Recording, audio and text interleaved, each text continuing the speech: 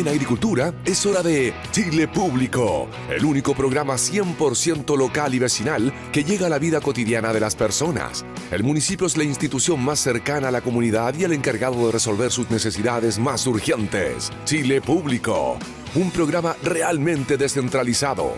Conduce Jorge Andrés Pomar. Bienvenidos y buenas noches, Radio Escuchas, a un nuevo capítulo de Chile Público. Chile Público que hacemos con municipios por Chile.cl, noticias realmente descentralizadas, también la app de Radio Agricultura. El señor Luis Fraile en los controles y nuestras frecuencias desde Copiapó hasta Punta Arenas. Por ejemplo, Talca 94.5, Concepción 88.1, Los Ángeles 100.5, aquí en Santiago de Chile, aquí en La Reina somos 92.1. La radio también se ve, canal 182 en Sapin TV, canal 143 en GTD a través también del YouTube Live de Radio Agricultura. Sube un poquito el guataje, querido amigo Lucho. Ya está aquí en Providencia 1208, piso 6, presidente de Amuch, también alcalde de La Reina, José Manuel Palacio Parra. Bienvenido. ¿Qué tal?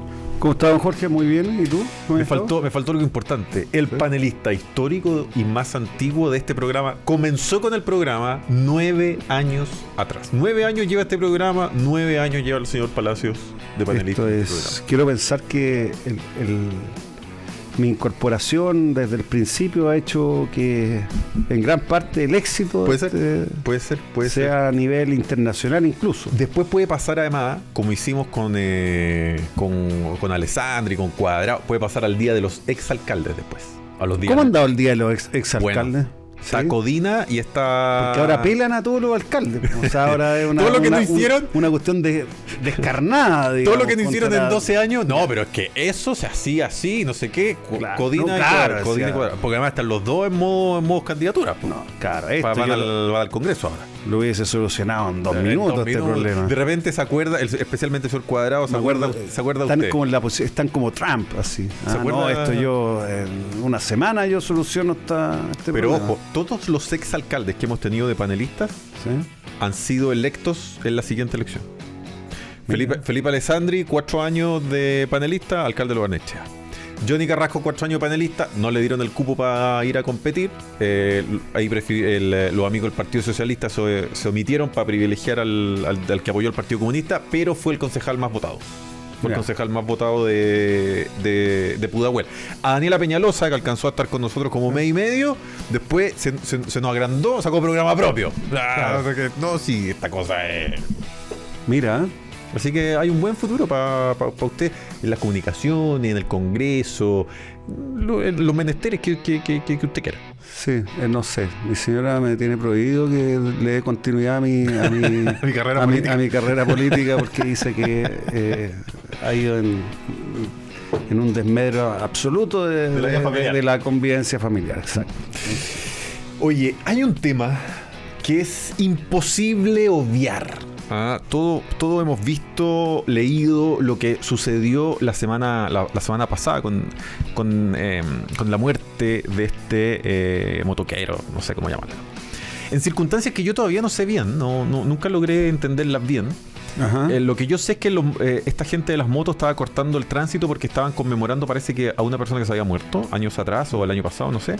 Estaban cortando el tránsito en distintas zonas y por eso fue que llegaron la gente de seguridad de La Reina en este caso. Y ahí se produjeron y ahí empezó los conatos y los hechos. Se ha discutido mucho, pero más que la discusión del hecho, me interesa la discusión respecto de cuáles van a ser en el futuro los campos de acción, definirlos. A propósito que ahora estamos discutiendo en el caso de la RUF, las reglas de uso de la fuerza.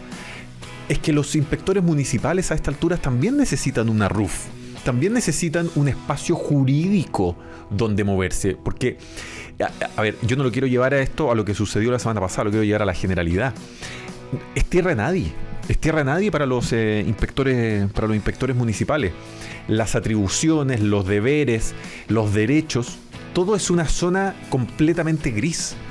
Y este tipo y así como ahora le tocó a alguien en La Reina, En otra ocasión hemos tenido inspectores muertos en la cisterna. Hemos tenido inspectores detenidos por, a su vez, detener, y ahí se producen a lo mejor golpes, ladrones en fragancia. Entonces, al ser tierra de nadie, vamos a seguir enfrentándonos a este tipo de problemas. Y se produce otra cosa. Los inspectores municipales, al no tener ya un respaldo jurídico, ellos dicen, bueno, pero ¿hasta dónde también voy a arriesgarme? A lo mejor no necesariamente la vida, pero también la integridad física, que te apuñalen, o incluso cuestiones más menores, desde que, no sé, te escupan, te insulten, porque realmente hoy en día los municipios pasaron a cumplir labores ya no de prevención del delito, que debiese ser su función exclusiva. Muchas veces terminan haciendo funciones operativas, persiguiendo delincuentes. Y como es tierra de nadie, la indefección, la indefinición en la que caen respecto a certeza jurídica, administrativa, seguros de vida, no hay nada. Entonces es una relación probablemente muy compleja. El municipio tuvo que salir a la calle, porque literalmente Carabineros no dio abasto. Hoy en día los primeros que llegan son los inspectores municipales a cualquier hecho delictivo de incivilidad que se produzca, emergencia. Pero la legislación no avanzó con esa misma rapidez y urgencia que sí lo hicieron los municipios en pos de entregar una sensación mayor de seguridad a los vecinos. ¿Por dónde parto? Porque lleváis 45 minutos hablando, o sea, ya creo que ya nos tenemos que ir, ¿no es cierto? Nos falta un poquitito ya.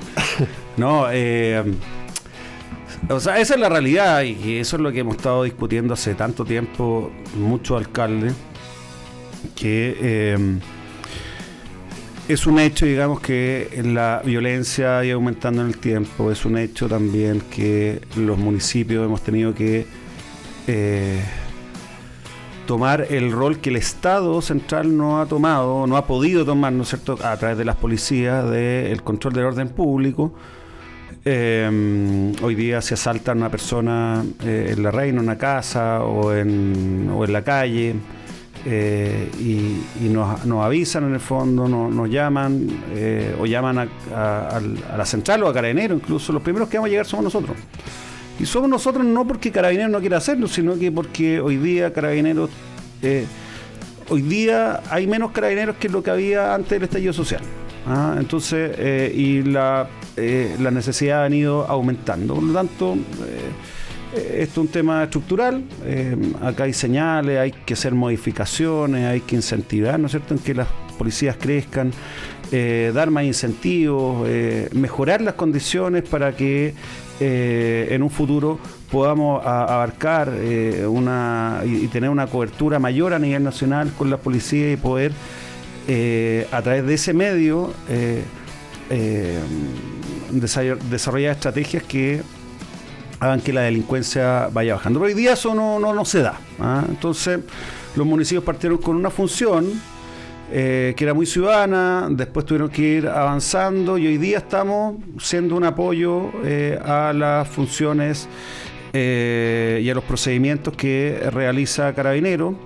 Lo hemos hecho de buena forma. Si donde se produce el problema generalmente en temas muy puntuales. En este caso fue un inspector que lo llamaron porque estaban efectivamente haciendo piruetas en la vía pública a las 4 de la tarde en Vespucio con muchos vehículos, entorpeciendo el paso, agrediendo verbalmente, por lo que sé, ¿no es cierto?, a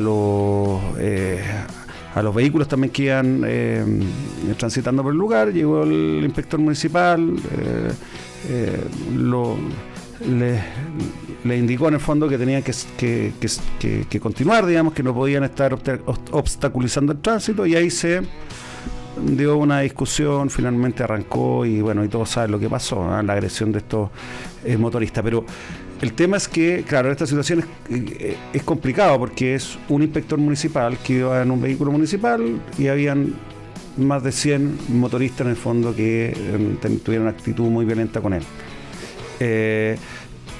Esto no es en La Reina, en Maipú, unos inspectores municipales paran a una persona para controlarlo, el tipo llega, le da lo mismo, y lo atropella a los inspectores municipales. Hoy día no hay, y esto se da permanentemente. En Colina también tuvieron un tema, ¿no es cierto?, con una turba, que también inspectores municipales se vieron superados. Ha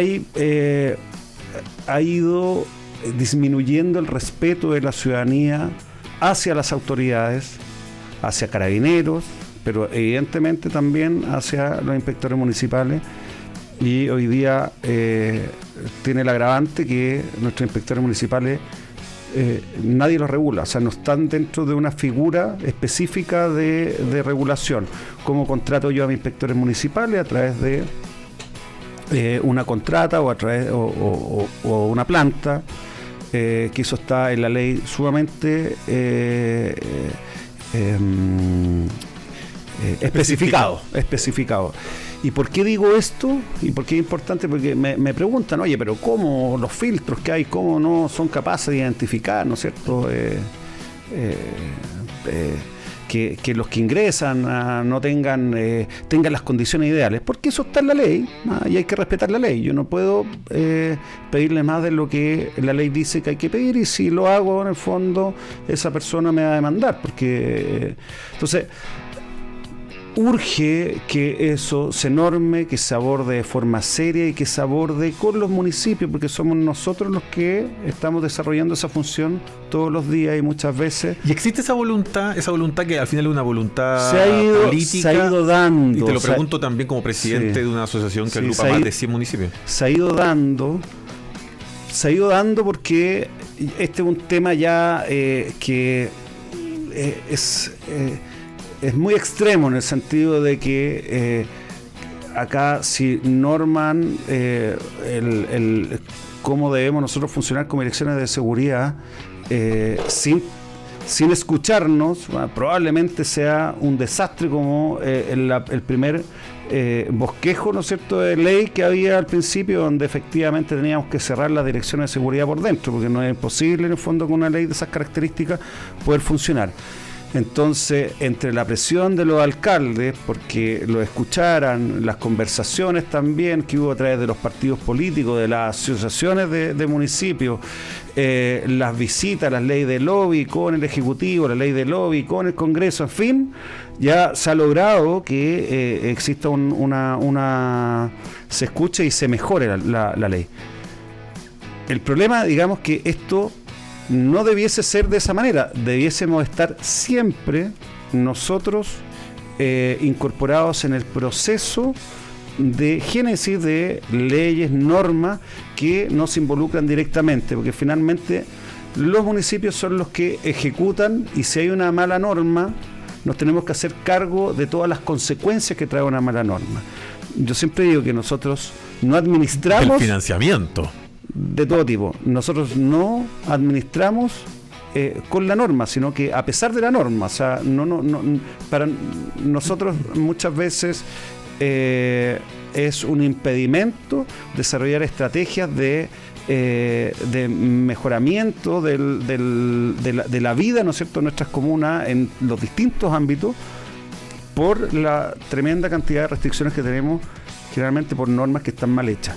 Y obviamente todas sin financiamiento. O sea, acá eso ya mira, yo ni siquiera peleo eso ya. Ya como que ya tiré la esponja. Si yo, ¿para qué? Si el gobierno finalmente y el Congreso nunca lo ha hecho. ¿Por qué en este caso porque se ha discutido la nueva ley de seguridad municipal, que viene, qué sé yo, con un monto que es como para cada municipio algo así como 4 millones, 3 millones anuales? 4 millones anuales. ¿Para hacer qué, supuestamente? ¿Qué sé yo? Pues no tengo idea. Para contratar ¿A quién? Nada, tampoco. No sé.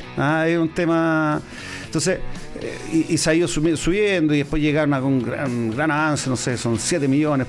Pero en verdad eso también es desconocimiento de cómo de la precariedad en el fondo con que tienen la gran mayoría de los municipios, y de lo que realmente significa hacerse cargo de la seguridad. Y yo también peleo otros temas, que que son súper importantes. Uno, bueno, te comentaba respecto a la contratación, pero aunque hubiese una ley especial para que nosotros pudiésemos porque además poner un poco más de requisitos en los inspectores municipales. No pueden ser honorarios, por ejemplo, los inspectores municipales. No, pues no pueden ser honorarios. Tienen que tener, para manejar un auto municipal tiene que ser mínimo contrata. Porque tiene que tener responsabilidad administrativa. Entonces, y el punto es algo que es bastante lógico también. Si yo quiero, si hay más exigencias para poder prevenir, ¿no es cierto?, de que ingrese un funcionario que no tiene las condiciones adecuadas para la función que se le está dando, que es el patrullaje en la comuna, y el trabajo preventivo que en el territorio desarrolla. Si no tengo yo el acceso a la información, me da lo mismo, en el fondo, da lo mismo, porque hoy día tengo que poder disponer de cierta información que es fundamental. Ya, antecedente, el certificado antecedente, ya eso me dice, pero solamente me dice si es que esa persona ha sido condenada. Pero hay muchas personas, por ejemplo, que pueden haber cometido 30, entre comillas, delitos, pero que nunca llegó a condena. Y esa información también la tiene Carabineros, ¿cachai? Y es importante para nosotros. ¿Y por qué es importante? Porque eso habla de una conducta. Entonces ahí uno puede ir, de que hay muchos temas de esas características que son súper importantes, y que hoy día nadie las toma, ni están ni siquiera en discusión, están muy lejanas, están en discusión. Yo hablaba del acceso a información, algo más evidente todavía, por lo menos para mí, digamos. Tenemos cámaras con analítica que es de tecnología súper avanzada, pero no podemos utilizarla para prevención. ¿Y cómo la utilizo yo para prevención? Teniendo acceso a los rostros de las personas que tienen antecedentes, las personas que han pasado, ¿no es cierto?, por las comisarías, que tienen detenciones, yo poder identificarla en el territorio y poder hacer acciones conjuntas con Carabineros, cosas de prevenir probables delitos que se cometan en el territorio. Simplemente marcando la presencia de seguridad en la calle. O sea, si yo lo identifico que salen del metro 5 personas que tienen los papeles manchados y andan caminando por la calle juntos, eso me da indicio, ¿no es cierto?, que pueden andar en malos pasos, y por lo menos que sepan que hay un vehículo municipal, una moto que está acá, incluso se le puede, amablemente los podemos saludar, ¿no es cierto? ¿Cómo estás, Juan? ¿En qué te podemos ayudar? ¿Qué andan haciendo acá por esta comuna? Tú que vienes de tan lejos. Algo así, ¿te fijas? Son temas que yo creo que eso pareciera que es exclusivamente voluntad política, porque no reviste ni... Para eso no necesito ni más recursos, ni hacer un cambio constitucional. O sea, probablemente hay temas normativos en la ley de protección de los datos personales, alguna cosa por ahí que puede haber que modificar, pero cuando es tan evidente la necesidad de acceder a esa información y tan beneficiosa, ¿no es cierto? Los famosos pórticos lectores de patentes. Ustedes no los pueden, claro, los leen, pero no los pueden chequear. Exacto. Bueno, ese es otro. Pero por eso yo hablo de acceso a la información en términos generales, porque no es solo... Yo te pongo... Esos son dos ejemplos bien puntuales. Pero te acabo también de mencionar el tema de la contratación, acceso a la información de las personas. Yo también siempre digo, y de repente soy un poco majadero con esto, pero es importante decir, nosotros tenemos acceso de información muy sensible en materia de salud, en materia financiera y en materia social, a través de nuestra IDECO, a través de nuestras direcciones de salud, y a través, obviamente, también de finanzas, ¿no es cierto?, patentes, porque sabemos las características financieras de cada uno de los que tienen emprendimiento y negocio en nuestra comuna. Pero no podemos tener información de quién es un delincuente y quién no. No podemos saber quién ha cometido un delito y quién no en la comuna. No tenemos acceso a esa información. Que alguien me explique el porqué. O sea, a ver, esa información que finalmente, no sé, imagino maneja Carabineros, manejará el Ministerio del Interior o ahora el Ministerio de Seguridad Pública, tiene que tener trabas Que está bien que las tenga, porque es una registro civil también. Información muy sensible. Registro civil también. Pero el registro civil, por ejemplo, cuando uno quiere trabajar en el servicio público, claro, te piden el certificado antecedente y también el de violencia intrafamiliar. No sé los papitos corazón si también entran en no sé si te lo piden. Pero mira, es una súper buena... Esa información nosotros la tenemos. ¿El del papito corazón? Claro, eso nos salta al tiro. ¿Ah? O sea, va a pedir una licencia de conducir o en fin, una renovación de licencia de conducir y le salta esto y no. O sea, hay porque eso tiene una serie de restricciones en distintos ámbitos. Y yo siempre lo pongo como ejemplo. Esto ya pasándonos a otro tema, pero nosotros en La Reina tuvimos que hacer una ordenanza que sancione a las personas que cometen delitos menores. Eso es, por ley no pueden hacerlo. Pero como la persona que se roba una bicicleta, un celular, un balón de gas, cables, en fin, lo que sea, ese gallo, aunque lo detenga, si lo llegan a detener, ¿no es cierto? Esa persona, los antecedentes, el delito que cometió, se va a ir a la fiscalía y nadie lo va a ver, porque no tienen la posibilidad, porque tienen, tienen que 200... preocuparse de un asesinato, exacto, una violación. Tienen 200 casos, digamos, de mayor jerarquía que ese. Entonces, nosotros dijimos ya, agarrémonos por una multa. Le pasa una multa, si no paga la multa en el juzgado de policía local... Cana. Exacto. Sea precioso. Entonces ahí hay un desincentivo en cometer el delito, porque si yo sé que voy a robarme una bicicleta y aunque me pille no me va a pasar nada, pucha, entonces ahora sé que existe un riesgo. Bueno, hoy día, ponte tú, a través de la ley de pensión de alimentos, las personas que no pagan pensión de alimentos tienen las sanciones del infierno en materia de beneficios sociales y derechos, que incluso son derechos, que sacaban la licencia de conducir, es como un beneficio. La devolución de impuestos. La devolución de impuestos, o sea, se meten al bolsillo de las personas. O sea, yo aplicaría esa misma lógica a todos los que cometieran un delito menor, digamos, y ellos tienen que pagar, tienen que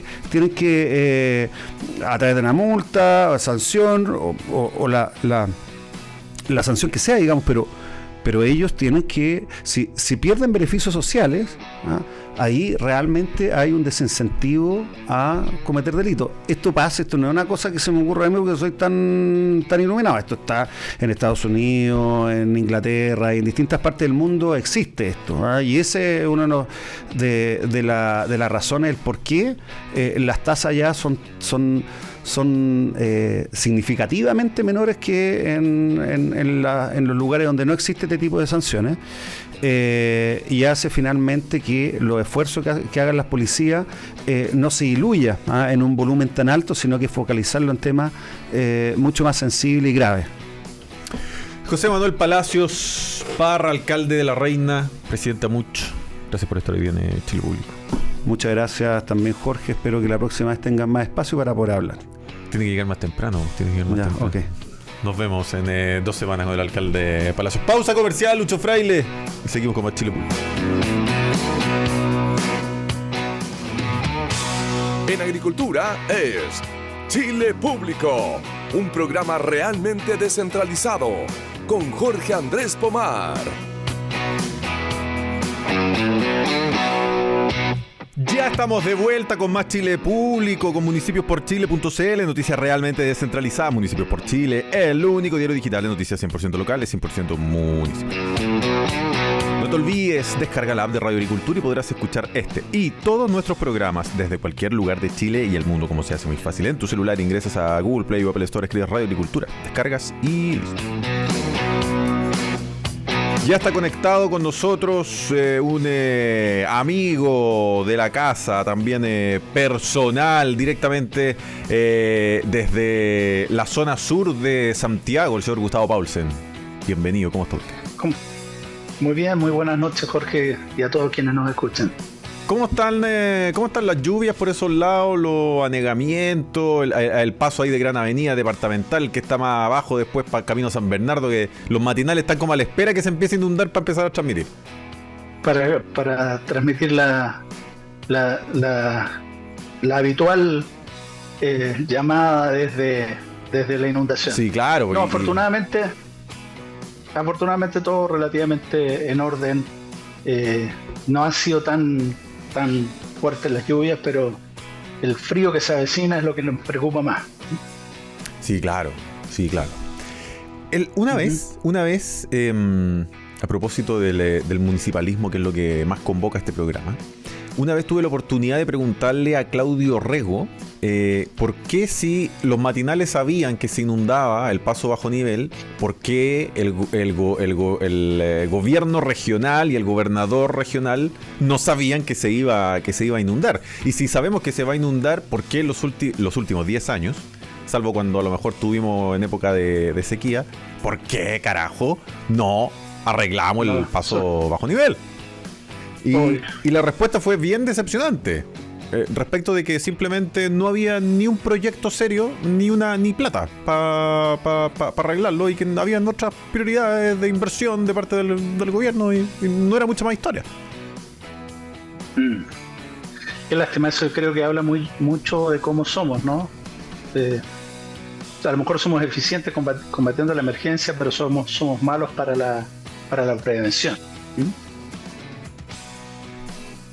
Tenemos poco que hacer. Lo que sí ha sido una lluvia que ha durado todo el día, pero no ha sido especialmente intensa, y eso también ayuda un poco a que la tierra todavía algo va chupando agüita. Oye, vamos a lo que nos convoca también, que tiene que ver con todo lo que está ocurriendo en esta carrera presidencial, dentro de las cuales tenemos algunos candidatos que están todavía como en proceso de entrenamiento, y tenemos otros que ya están corriendo la preclasificatoria, que tiene que ver con el oficialismo.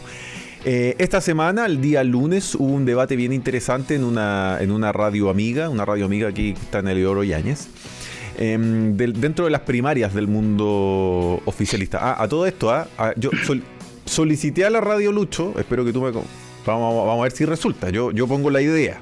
Yo le dije a la radio que hiciéramos una primaria del mundo oficialista y que lo invitáramos acá a la radio, y que yo la conducí y todo el asunto. Vamos a ver cómo nos va. Pero presenté la moción. No, probablemente no resulta. Dijeron, ¿qué? Vamos a dar tribuna. Pero en fin, vamos. Yo hice el intento para que la gente pueda informarse.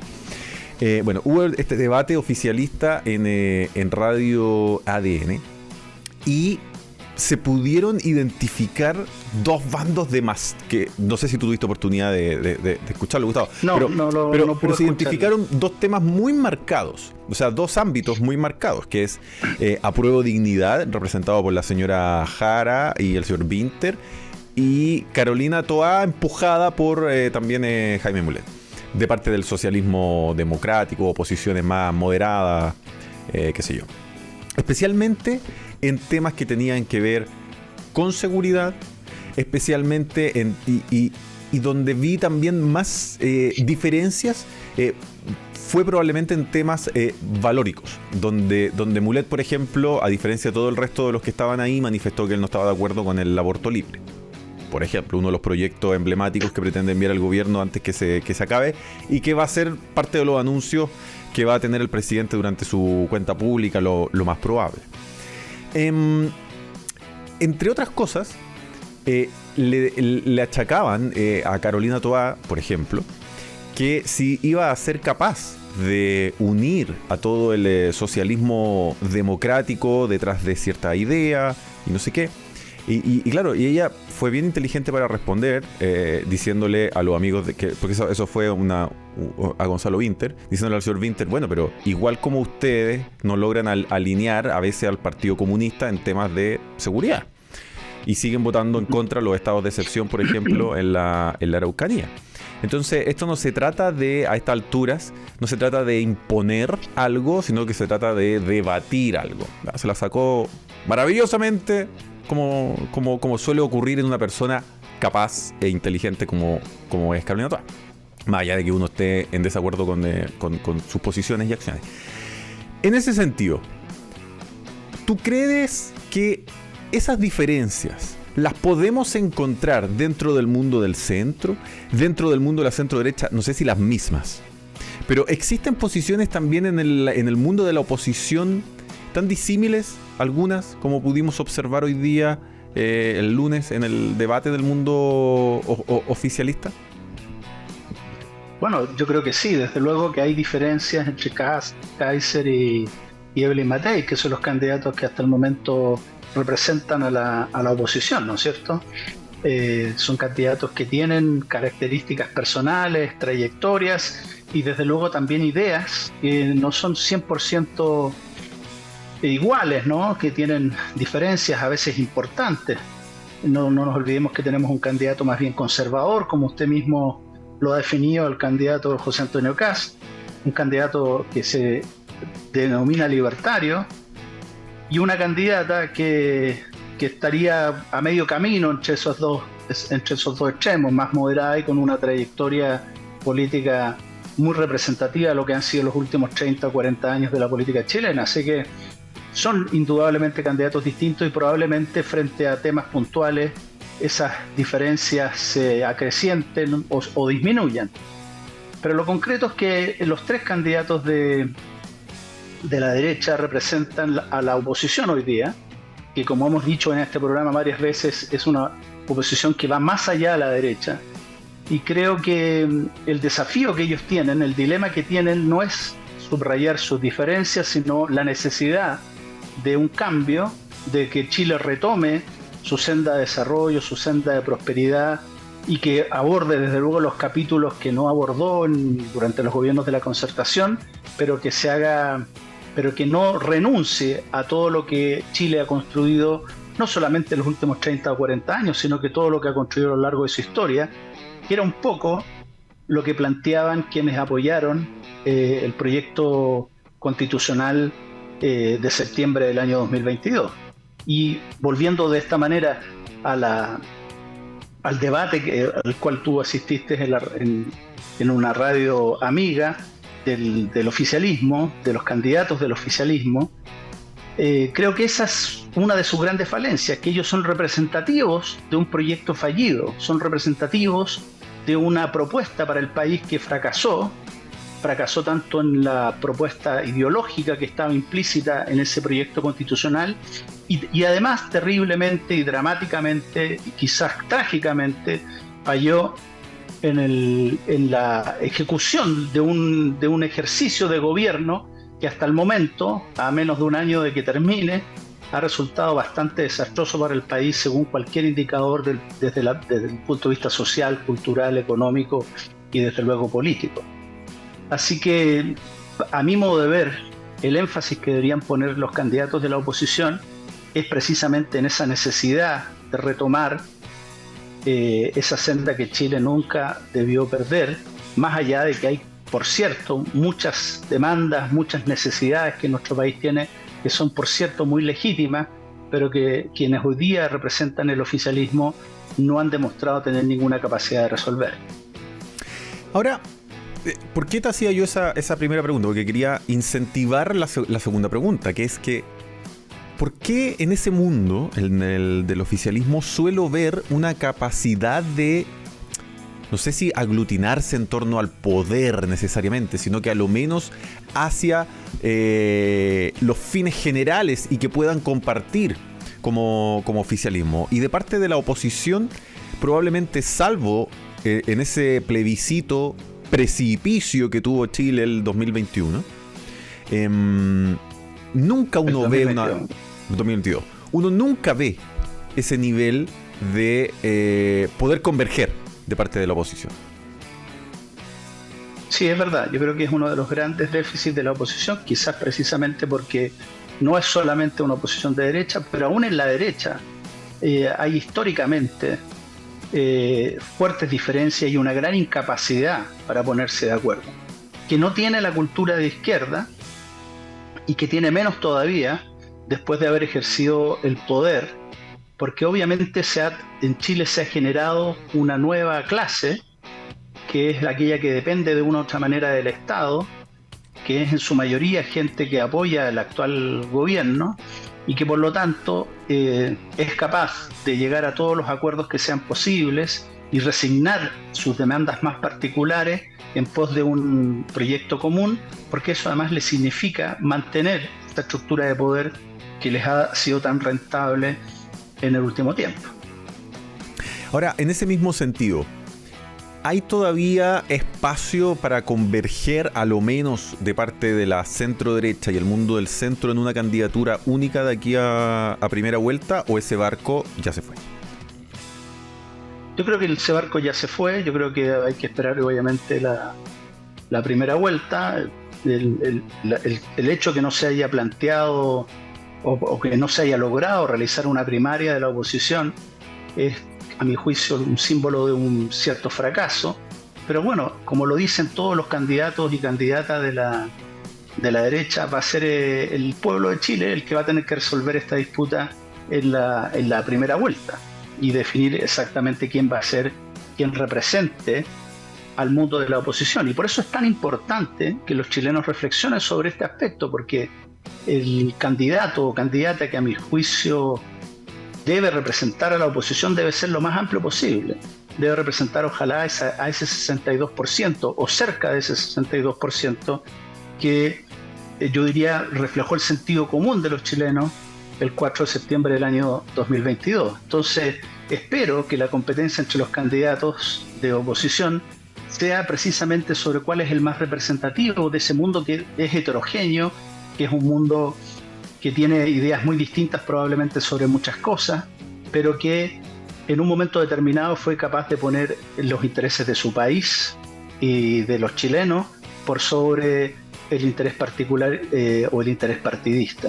Yo creo que eso ojalá se vea reflejado en la próxima elección y tomen conciencia que más allá de la realización de un proyecto político particular, lo que esperan los chilenos es, como dije al principio, tener un gobierno serio, un gobierno que sea competente en las cosas que haga y un gobierno que aborde las principales preocupaciones de los chilenos, desde luego. La principal de ellos es el tema de la seguridad ciudadana y los temas económicos, pero que al mismo tiempo resigne intereses particulares o demandas muy precisas en pos de construir un consenso que el país requiere para enfrentar una nueva etapa de desarrollo que esperamos se inaugure con el próximo gobierno.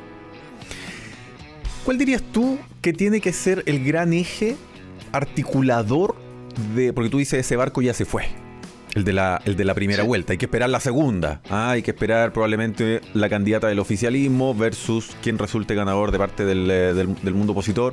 Creo yo que va a ser así. Otros más optimistas dicen que va a haber solo candidato opositor, y yo creo que no. ¿Cuál crees tú que debiese ser el gran eje articulador, la columna vertebral de una candidatura de oposición en segunda vuelta?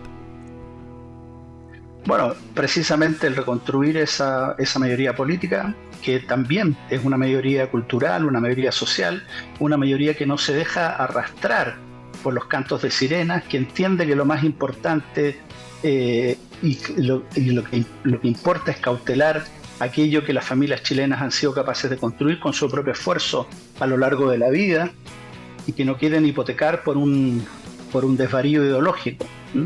Y aunque hoy día vemos en el oficialismo un discurso más moderado, un discurso que incluso se plantea, como lo hizo Beatriz Sánchez, ¿no es cierto?, en contra de la migración descontrolada, después de que ellos hicieron todo lo posible por incrementar esa migración. Bueno, en fin, aquellos que hoy día son capaces de cualquier cosa con tal de mantenerse en el poder, se diferencian claramente de quienes hoy día esperan, y ahí respondo un poco tu pregunta, alcanzar el poder para construir un espacio de acuerdo, un espacio de consenso, que creo que es lo que esperamos los chilenos de un próximo gobierno, y que al mismo tiempo actúe con certidumbre, con determinación en el combate de la delincuencia, en el combate del crimen organizado. Esto no es fácil. Estamos viendo hoy día lo que está pasando en México, lo que está pasando en Colombia, lo que está pasando en muchos países del continente, donde el crimen está llegando a niveles que sobrepasan las instituciones, y por lo tanto hay que ponerle rápidamente una muralla muy sólida, una puerta muy bien cerrada a ese tipo de actividades. Yo creo que ese va a ser uno de los grandes desafíos del próximo gobierno, y para eso se requiere construir mayorías tanto en el gobierno, en el poder ejecutivo, como en el poder legislativo. Y por eso el otro aspecto que deben considerar aquellos candidatos de la oposición es que no solo se debe ganar la elección presidencial, sino que también es tremendamente importante obtener un triunfo significativo en la elección parlamentaria. Esos son desafíos imprescindibles, esenciales, para poder asegurar que el próximo gobierno sea aquel del que estamos hablando, ¿no es cierto? Un gobierno que sea efectivo en sus políticas, en sus resultados, y al mismo tiempo genere un espacio de consenso político, social y cultural respecto de cuál es la línea correcta para seguir nuestra prosperidad, nuestro desarrollo en los años que sigan, en los gobiernos que siguen. Ahora tú dices, el gobierno, el oficialismo está dispuesto a hacer lo que sea para mantenerse en el poder, pero... Bueno, lo hemos visto, que hemos visto un discurso permanentemente cambiante, hemos visto que las posiciones que les parecían tan profundas y tan esenciales, hoy día las venden o las trafican o las cambian rápidamente según lo que diga las encuestas del día. Entonces, esa falta de consistencia, esa falta de seriedad es la que preocupa vuelva a llegar al gobierno.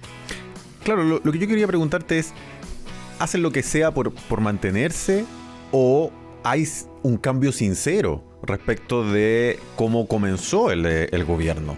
¿Es el mismo presidente Boric que comenzó el gobierno? ¿Tendrá todavía la misma postura en temas que tienen que ver con donde más lo hemos visto cambiar, en seguridad, donde más lo hemos visto cambiar respecto de el juicio que puedan tener a carabineros? ¿Es el mismo presidente Boric? ¿Es la misma coalición o tú crees que mejoró, cambió, se moderó? No, desde luego que se ha moderado en el discurso respecto a algunos temas. La pregunta que debemos hacernos más bien es, ¿son sinceros esos cambios? ¿Reflejan un cambio profundo de verdad? ¿O son solamente un discurso acomodaticio a los tiempos porque saben que si vuelven a revivir ese discurso extremo, ese discurso que llamaba a no respetar las minorías, que proponía una estructura bastante intolerante respecto de la discrepancia y la diferencia, que se parecía mucho más a una asamblea universitaria donde el Frente Amplio conquistó ese escenario? Yo pienso que no, yo pienso que aquí más que un cambio real hay un cambio cosmético, es decir, hay un tinglado, una mascarada, y que en el fondo, si se dan las circunstancias, si se da el contexto que tuvimos con el periodo previo y durante el periodo del estallido social, van a volver los mismos discursos. Eso no ha habido un cambio, más había habido un esfuerzo acomodaticio por disfrazarse durante este periodo. Yo no veo, por lo menos, y lo vemos en las acciones, ahora vemos que el gobierno, con tal de mantener a su grupo, aunque no sean mayoría, está dispuesto a presentar un proyecto de ley que saben que no va a tener ningún éxito, que es el proyecto de aborto libre, por ejemplo. Ese proyecto solo tiene por objeto mantener a sus huestes unidas, aun cuando esto pueda provocar un conflicto que se alargue durante todo un año de campaña, con objeto de fortalecer solamente sus propias posiciones. ¿Tú dirías, para ir terminando, tú dirías que el gobierno se enfrentó a una realidad, para hacer un poco el recorrido, el gobierno se enfrentó a una realidad, venía con otra idea, se enfrentó a una realidad, cambió porque las circunstancias no lo dejaron hacer de otra manera? No obstante, hay una pulsión importante dentro del gobierno, llámese Apruebo Dignidad, que sigue mantenida en posiciones que hoy día son menos populares, pero que probablemente si volvieran a ser medianamente más cotidianas esas posiciones, y esas posiciones volvieran a ser a volverse más populares mediáticamente, políticamente, electoralmente, tú en el fondo dices, no tengo duda de que ese mundo volvería a decir que hay que refundar Carabineros, de decir que no hay que militarizar la Araucanía y todo ese sinfín de cosas, estar siempre en contra de la ley antiterrorista, en fin, incluido el presidente. Incluido el presidente, que finalmente es el gran líder de ese mundo. Porque lo que hemos visto en Chile en el último tiempo es que hay una alternancia importante en el poder. Vamos de allá para acá y con cambios importantes. Vamos desde Piñera hasta Boric. De cosas que uno dice, pero ¿cómo no tenemos un entremedio? Especialmente con los amigos de Amarillo. Dicen, bueno, cuando toca para acá. ¿Ah? Entonces, si fuese así y ganara la centro derecha o incluso la derecha, un siguiente gobierno, no sería raro que este mundo volviese a tener una alta popularidad en 8 años más, en menos, en 5 años más. Sí, por eso es tan importante que el próximo gobierno, si es un gobierno de oposición, construya una base sólida que termine con este vaivén político entre los extremos y ojalá construya un consenso amplio sobre lo que tiene que hacerse en el futuro. Ese yo diría que es quizás el objetivo principal que debería plantearse un gobierno nuevo en el plano político, ¿no es cierto? Y aquí corresponde, creo yo, hacer una revisión sobre nuestros propios mecanismos institucionales para resolver conflictos, que en definitiva son las elecciones, ¿no es cierto? Para que revisemos de qué manera podemos fortalecer la existencia de grandes mayorías moderadas y no que la disputa, en definitiva, a la cual se someta a los chilenos, sea entre los extremos. Porque en último término, la última elección entre José Antonio Kast y Gabriel Boric fue una elección donde compitieron en definitiva los representantes de los sectores más extremos que en ese momento estaban en disputa política. Espero, tengo la esperanza, pero no la certeza desde luego, que en la próxima elección no se produzca como resultado de una primera vuelta donde fueron capaces los partidos políticos de ponerse de acuerdo, volvamos a tener un dilema tan polarizado, tan extremo, tan en blanco y negro como el que tuvimos en la elección pasada. Creo que cuando vuelvan a ganar las presidenciales, gobiernos más moderados, más amplios, que sean capaces de establecer un diálogo que recorra todo el espectro político, vamos a tener más posibilidades de tener gobiernos exitosos, gobiernos sólidos, gobiernos además eficaces y eficientes, que fue lo que tuvimos desde que retomó la democracia en nuestro país con los gobiernos de la concertación. No estoy diciendo que tengan que volver esos gobiernos con esas coaliciones, ni mucho menos. Quiero decir que simplemente esa posición moderada, que busca los acuerdos, pero que al mismo tiempo tiene claro cuáles son las prioridades en el aspecto económico, social y cultural, vamos a tener muchas más posibilidades de tener éxito y terminar con este ida y vuelta, este blanco y negro permanente en que hemos estado en los últimos 3 o 4 gobiernos. Nuestro amigo Gustavo Paulsen en este día lluvioso conectándose con el Chile Público. Gracias. Muchas gracias, Jorge, un abrazo. Nosotros nos vamos, Lucho Fraile, municipios.chile.cl, noticias realmente descentralizadas, también la nueva app de Radio Agricultura. Volvemos mañana con más Chile Público. En Agricultura fue Chile Público, un programa realmente descentralizado. Conducción, Jorge Andrés Pomar.